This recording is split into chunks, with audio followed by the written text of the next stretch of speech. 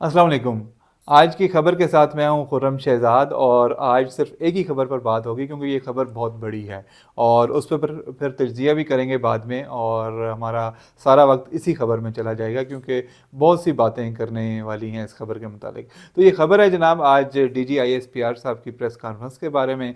जो DGISPR general lieutenant general Ahmed Sharif Chaudhry साहब ने आज तकरीबन 2-2.5 घंटे तवील प्रेस कॉन्फ्रेंस की और उसका एक ही एजेंडा था। जिस तरह हमारी खबर आज एक ही है, इस तरह उस प्रेस कॉन्फ्रेंस का भी यकनुकाती एजेंडा था और वो एजेंडा ये था कि पाकिस्तान तहरीक इंसाफ के जो सरबराह हैं इमरान खान, वो पाकिस्तान के लिए सिक्योरिटी थ्रेट हैं और वो एक जहनी मरीज़ बन चुके हैं और वो इंतहाई एक खुद पसंद शख्स हैं और वो पाकिस्तान के दुश्मनों के हाथों में खेल रहे हैं क्योंकि जो बयानियाँ बनाते हैं वो बाद में दुश्मन उछालते हैं। और इसके साथ इन बातों को साबित करने के लिए DGISPR ने कहा कि इमरान खान जो हैं वो ये समझते हैं कि वो रियासत से बाला हैं और अगर वो हुकूमत में होते हैं तो मुल्क में जमहूरियत होती है और अगर वो हुकूमत में नहीं होते तो मुल्क में आमरीत होती है और वो ये चाहते हैं कि रियासत सिर्फ उनके लिए काम करे।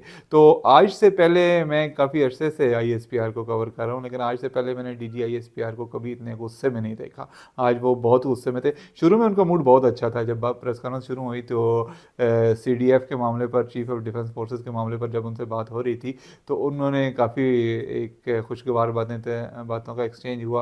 उन्होंने काफ़ी वो खुश भी नज़र आ रहे थे, लेकिन जूँ जूँ प्रेस कॉन्फ्रेंस आगे बढ़ी और वो इमरान खान के पर बात करते गए, उन्होंने पूरी प्रेस कॉन्फ्रेंस में वैसे इमरान खान का नाम नहीं लिया, मसलतन नहीं लिया क्योंकि वो अपने मुंह से कहना नहीं चाह रहे थे।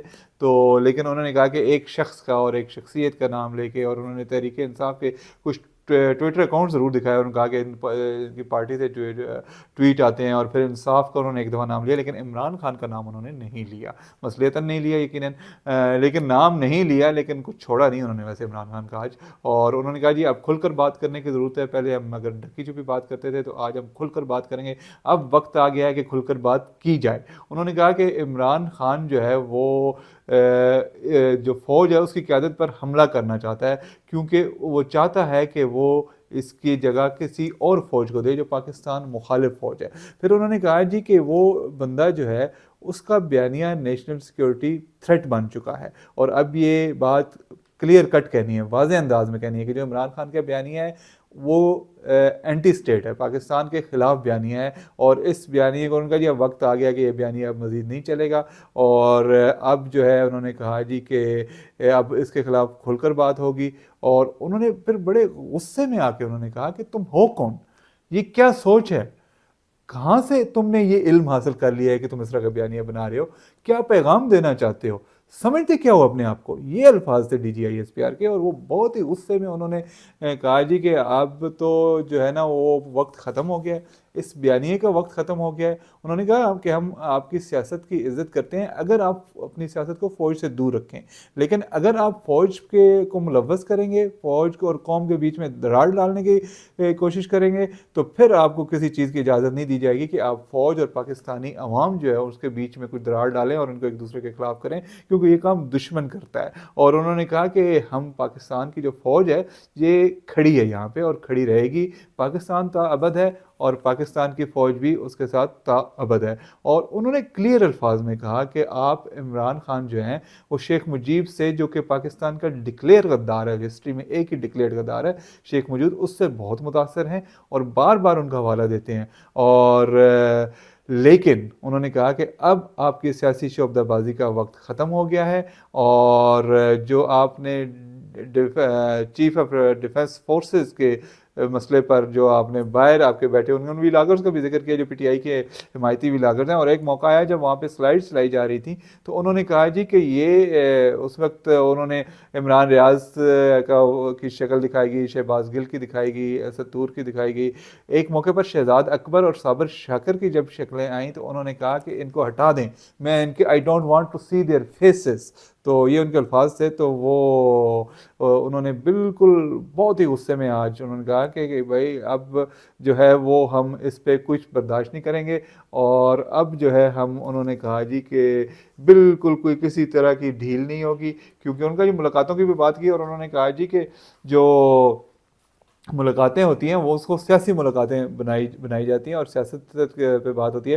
हालांकि ये आइन और कानून के मुताबिक सियासत पर आप जेल में जो कैदी होते हैं वो बात नहीं कर सकते। उनका जी आप सियासी जमात बना सकते हैं, आइन के तहत, आइन के मुताबिक आप सियासी जमात बना सकते हैं, लेकिन रियासत की सिक्योरिटी और इंटीग्रिटी के ख़िलाफ़ बात नहीं कर सकते। यानी कि रियासत की जो सिक्योरिटी है और रियासत की जो इज़्ज़त है और अज़मत है वो टॉप प्रायोरिटी है। और अगर उसके खिलाफ आप बात करेंगे, उसको निशाना बनाएंगे, तो आप फिर आप महफूज नहीं रह सकते। उन्होंने कहा जी कि आप चीफ ऑफ डिफेंस फोर्सेस के खिलाफ बात करते हो और समझते हो कि बच जाओगे। इस उन्होंने एक और बात उनका जी इमरान खान क्या इसका बाप भी दरार नहीं डाल सकता अवाम और फौज में, इतने सख्त अल्फाज उन्होंने इस्तेमाल किए हैं। और जिससे लग रहा था कि अब जो है सब्र का पैमाना लबरेज हो गया है। और क्योंकि DGISPR का कहना था कि जो इमरान खान की ज़ात है वो रियासत से बालातर नहीं है, रियासत से बढ़कर नहीं है। और ये बताने की ज़रूरत है कि पाकिस्तान में झूठ और फ्रेब का ये कारोबार मज़ीद नहीं चलेगा। उन्होंने कहा कि इस बयानिए को मज़ीद चलाने की इजाज़त नहीं दी जा सकती। किसी की भी ज़ात रियासत से बढ़कर नहीं है, क्योंकि पाक फ़ौज खड़ी है और खड़ी रहेगी। और हमने, पाक फ़ौज ने रियासत की हिफाजत की कसम खाई है। उन्होंने कहा कि तुम होते कौन हो ये बात करने वाले, भेजो अपनी औलाद को फ़ौज में, उनको उनको तो तुमने बाहर रखा हुआ है, और उनको भेजो ताकि वो आकर TTP के खिलाफ खड़े हों और उनको पता चले कि TTP के पाकिस्तान के लिए कितनी नुकसानदेह है। और तुम उनसे मुज़ाकरात करने की बात करते हो, पता चले कि तुम्हारी औलाद उनके खिलाफ कैसे लड़ती है, और फिर अंदाज़ा हो कि जो खवारिज हैं जो वो नुकसान पहुंचा रहे हैं पाकिस्तान, आप बात करते हो कि उनसे मुज़ाकरात किए जाएँ। तो आप अपने बेटे लेके आए ना, ताकि पता चले कि वो कैसे कितना नुकसान पहुंचा रहे हैं। तो उन्होंने फिर खैर सोशल मीडिया और मीडिया पे भी काफ़ी बातें की। और उनका जी कि एक सवाल हुआ था उनसे कि आपने नेशनल मीडिया के बारे में, सोशल मीडिया की ज़्यादातर बात की, नेशनल मीडिया की बात नहीं की। तो उन्होंने कहा जी मैं तो नेशनल मीडिया का पर्दा रखना चाहता था, वरना आप लोग जो है उसके बयानिए में इस किरदार अदा कर रहे हैं। तो फिर उनके से एक सवाल हुआ इस दौरान कि क्या अब पाबंदी लगेगी। तो उन्होंने, बहरहाल इस पर आगे चल के हम बात करेंगे जो उन्होंने जवाब दिया। लेकिन इससे ज़्यादा एक और ख़तरनाक बात हुई जो सुहेल आफरीदी के बारे में एक सवाल हुआ। उनसे पूछा गया कि उन्होंने कहा था जी कि पाक फ़ौज जो है वो कबायली इलाकों में वो कुत्ते बांधती रही है मसाजिद में, और जब उनसे हम कहते थे कि आप क्यों बांधते हो, तो वो कहते थे कि आप और कुत्ते बराबर हो। तो इसके जवाब में उन्होंने कहा कि कुत्तों के भौंकने से परेशान नहीं होना चाहिए, भौंकने वाले कुत्ते के बारे में ज़्यादा परेशान नहीं होना चाहिए। ये मुकम्मल अल्फाज थे DGISPR के। तो उनका सख्त इसमें था, बहुत सख्त। आज उन्होंने खुलकर बात की। और इतना फिर उनसे ये भी सवाल हुआ कि फ़ौज तो माजी में दूसरे सियासतदानों के बारे में भी ऐसी बातें करती रही है, फातिमा जिन्ना से लेकर नवाज़ शरीफ तक ऐसी बातें हुई है, और नवाज़ शरीफ को भी सिक्योरिटी थ्रेट डिक्लेयर किया गया था एक मौके पर। तो उसके जवाब में उन्होंने कहा कि पाकिस्तान की फ़ौज ने कभी किसी शख्स के खिलाफ ऐसा सख्त रवैया नहीं अपनाया और ऐसी सख्त बात नहीं की जो मैं आज कर रहा हूँ, क्योंकि इससे पहले ऐसा कोई ज़हनी मरीज़ भी नहीं आया।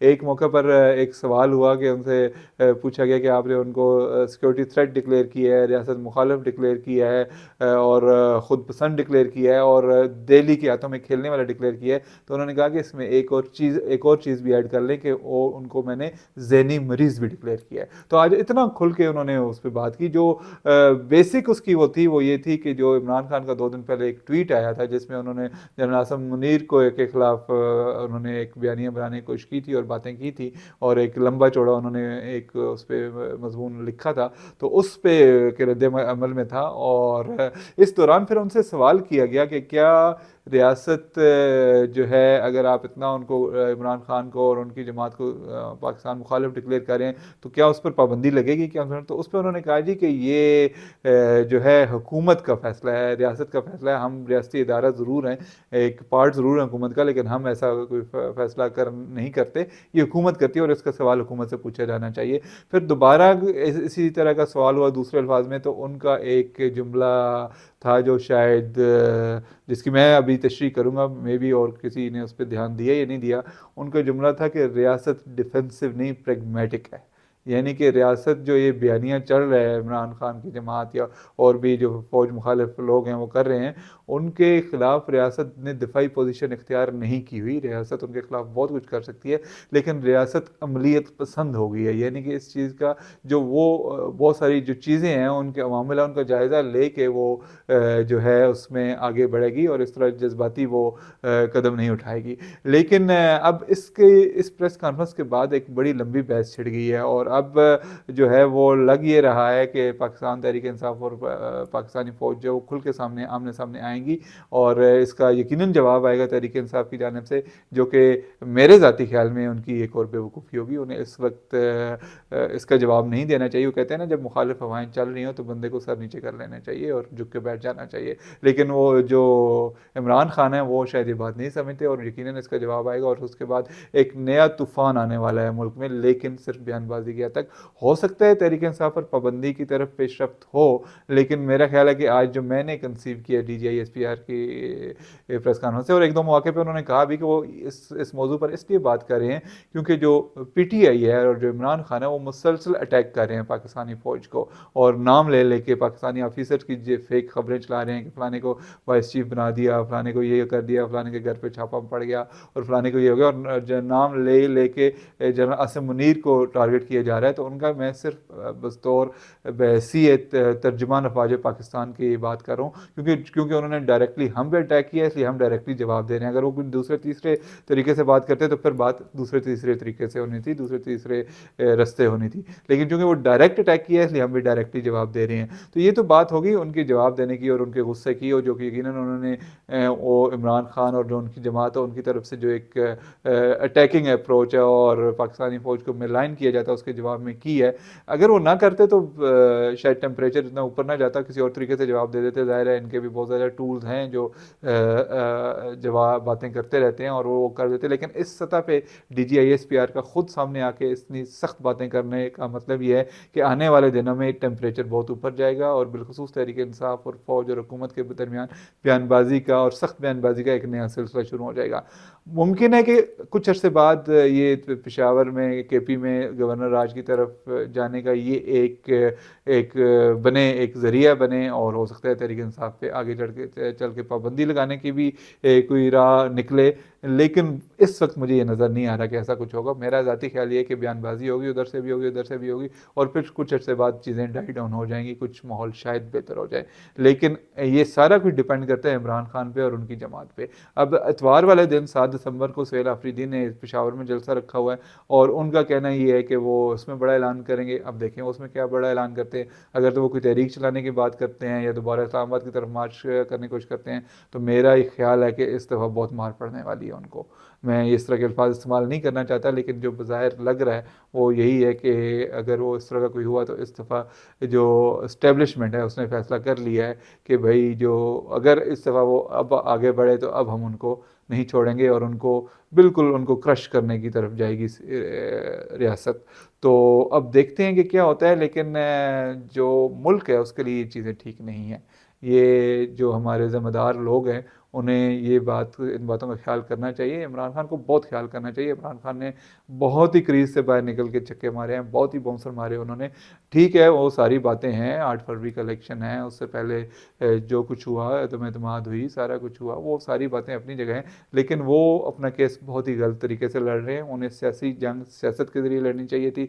उन्होंने सियासत में उन्होंने तशद्दुद को मुलव्वस करने की कोशिश की। अगरचे वो कहते हैं कि हमारी जमात पर तशद्दुद नहीं है, लेकिन जब आप हज़ारों लोगों को सड़क पे ले आते हैं और रियासत के खिलाफ जाते हैं तो कहीं ना कहीं तशद्दुद का रास्ता निकल आता है। तो इमरान खान इस सारी सिचुएशन को बहुत बेहतर तरीके से हैंडल कर सकते थे, हैंडल कर सकते हैं अभी भी, अगर वो थोड़ा सा तवक्कुफ़ करें, थोड़ा सा अपने आप को अपना दोबारा जायज़ा लें, अपने बयानात का जायज़ा लें, अपनी जो उनकी जिस तरीके से सारी चीज़ें चल रही हैं उनका जायज़ा लें, तो शायद थोड़ा सा अगर वो पीछे हटें तो मेरा ख्याल है अभी भी चांस है कि वो मुस्तकबिल में कुछ अपने लिए बेहतर रास्ता निकाल सकते हैं। लेकिन ये एक बात है कि ये अब उनके लिए आखिरी चांस है। अगर अब भी वो ना समझे, अब भी ना संभले, अब भी उन्होंने ना की, तो फिर जो है वो शायद अब उनकी पार्टी के पर पाबंदी लगाने की तरफ रियासत जाए, शायद उनकी पार्टी को क्रश करने की तरफ रियासत जाए। एक और चीज़ जो रियासत कर सकती है और जो मुक़्तदर इदारे या दूसरे हल्के कर सकते हैं, वो ये कि इमरान खान की पार्टी को तोड़ा जाए और माइनस इमरान जिस की कोशिशें हो रही हैं, वो एक नई एमकेएम की तर्ज पे एक नई पाकिस्तान पीटीआई बना दी जाए। लेकिन वो अब देखना ये होगा कि अब ये कितने पीटीआई के लोग जो हैं कितने मुदब्बराना फैसला करते हैं। अब उनकी ये है, वो ये समझते हैं कि चूँकि इमरान खान का वोट बैंक है, जो कि है, और उसकी वजह से उनकी सियासत इनसे मुंसलिक है।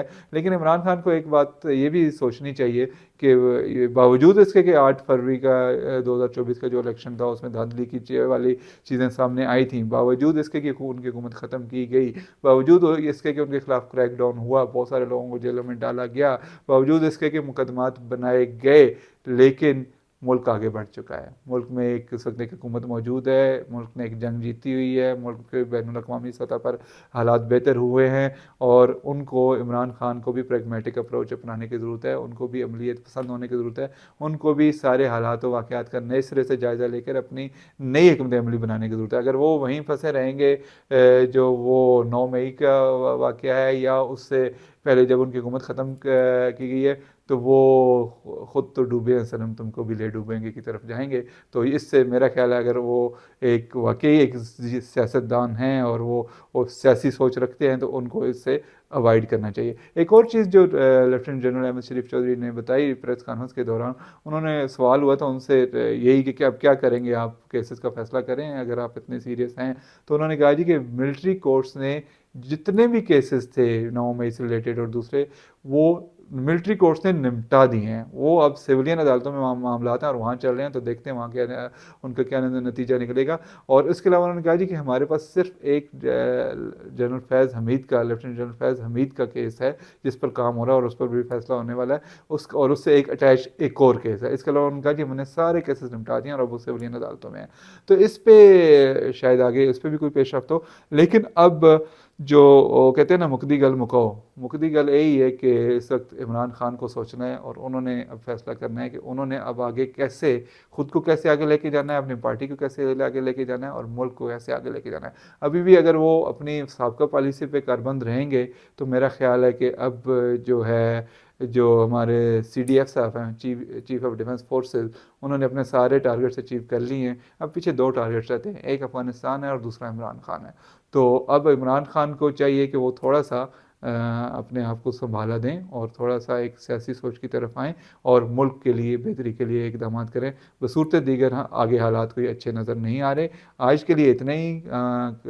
फिर जब मिलेंगे दोबारा नई खबरों के साथ, नए तबसरों के साथ, इस इशू पे भी बात होती रहेगी, इस इशू पे भी आपको अपडेट करते रहेंगे और इसके अलावा नई खबरें भी आपको देते रहेंगे। लेकिन वो सारा कुछ जानने के लिए ज़रूरी है कि आप खुर्रम शहज़ाद एक्सक्लूसिव वाला चैनल जो है उसको सब्सक्राइब करें और अभी कर लें, देर ना करें, अभी कर लें, ताकि जब भी नेक्स्ट वीलॉग आए आपको फ़ौरन पता चले। बहुत शुक्रिया।